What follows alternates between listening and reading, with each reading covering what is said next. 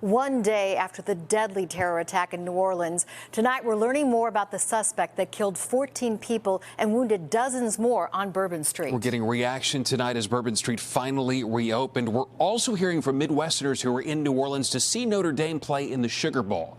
We have team coverage tonight. Natalie Martinez has the latest on the investigation. But let's start in New Orleans tonight. NBC5's JC Navarrete live in the French Quarter, where it is a very somber scene once again tonight.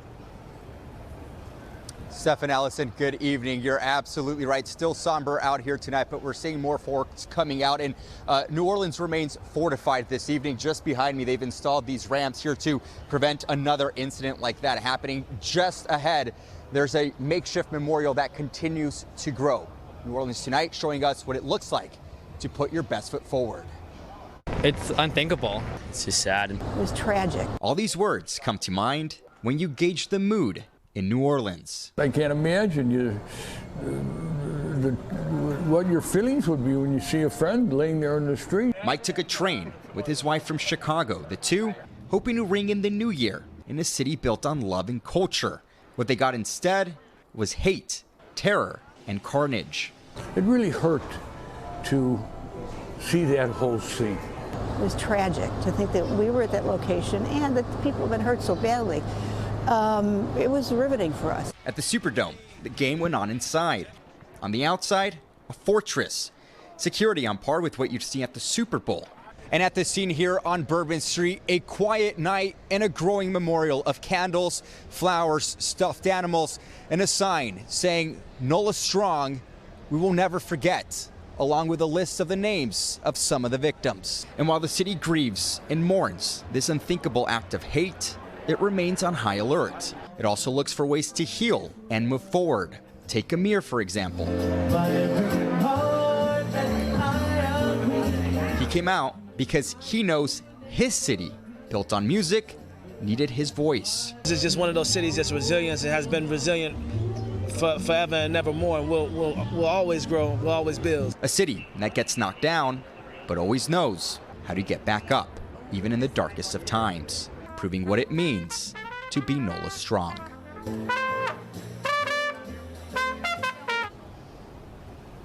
Now the message tonight for so many is you may have landed a punch, but you will never win. A city that's tough as nails, showing that united, it can never be stopped. Guys? They are Nola Strong. Thank you so much, JC. Our team coverage continues now with the investigation. The FBI saying tonight that the suspect was inspired by ISIS, however, appears to have been operating alone. NBC5's Natalie Martinez joining us with that part of the story. Natalie. Allison, now authorities are going through 3 cell phones and 2 laptops that may release more information. Also tonight, more details, including some from the terror attacker's own family, who says they never saw signs of radicalization.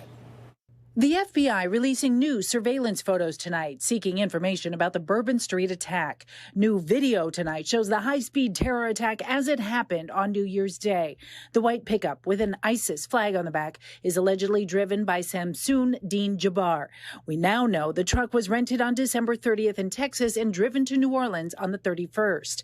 The FBI calling this an act of terrorism, saying Jabbar carried out the grisly attack alone, killing 14 revelers who rang in the new year. We had patients that were injured from the vehicle going down the street, as well as some with gunshot injuries. The FBI says Jabbar placed explosive devices with remote detonation in coolers near the scene of the attack. Jabbar died after a shootout with police. He was a decorated Army veteran from Texas who was deployed to Afghanistan. He also worked as a realtor, property manager, and in 2021 worked at a financial consulting firm.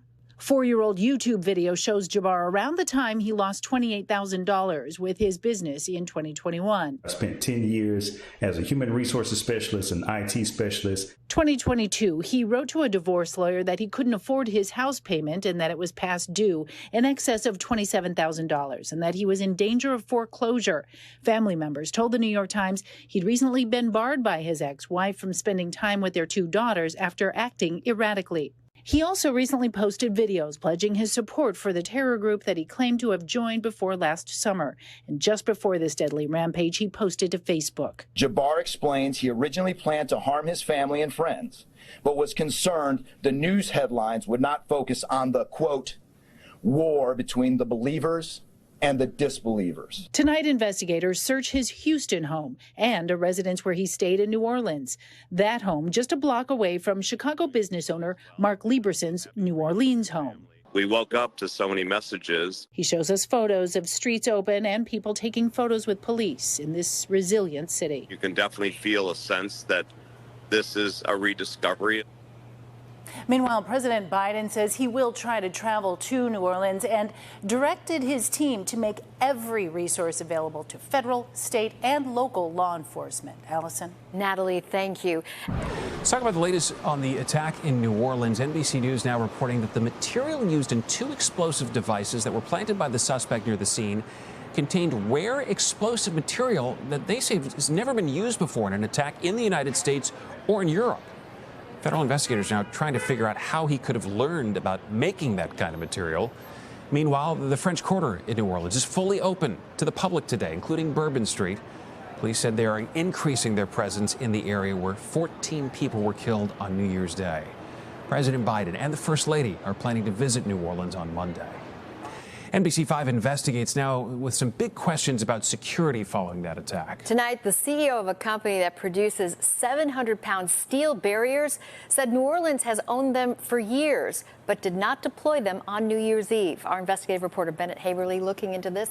He joins us now with what he's found out. Bennett. Yeah, Allison and Stefan, the city of Chicago also has what are called Archer barriers, which are used to restrict traffic and prevent ramming attacks at big events like the Democratic National Convention and the Chicago Marathon. Tonight, there are still questions about why these weren't in use in New Orleans. This video from New Orleans shows street crews offloading yellow steel anti-vehicle barriers in the hours after the New Year's Day ramming attack that killed 14 people and injured 35. Photos show them set up near the makeshift memorial for the victims. They're an American product, 700 pounds of American steel made in our factories. We rent and sell these, and it's the strongest mobile barrier in the world. Peter Whitford is the CEO for the Meridian Rapid Defense Group. He told me the city of New Orleans purchased the devices from his company 8 years ago, which happened after the deadly ramming attack in Nice, France. In 2017, they bought, I think, 48 barriers from us, and they bought those in preparation for their Mardi Gras event that year. And I guess that's sort of the big question that looms over all of this. If they had already purchased these barriers, why weren't they in use?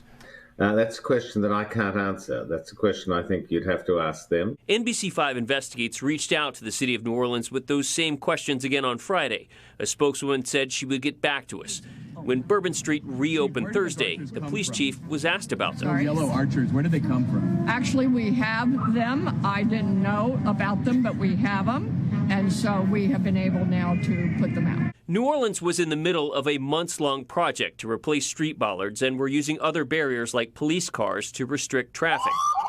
But video from that night shows the white Ford F-150 pickup driven by the attacker goes right around the police car set up to block traffic.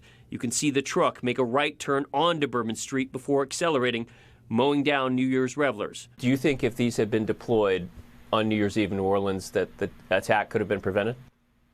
I think there would be a completely different outcome. I think that would be reasonable to say. Whitford says his product has been used in Pasadena to protect the Rose Bowl parade, and the city of Chicago has a $2 million contract for the barriers, which were deployed recently ahead of the Big Ten hockey tournament at Wrigley Field.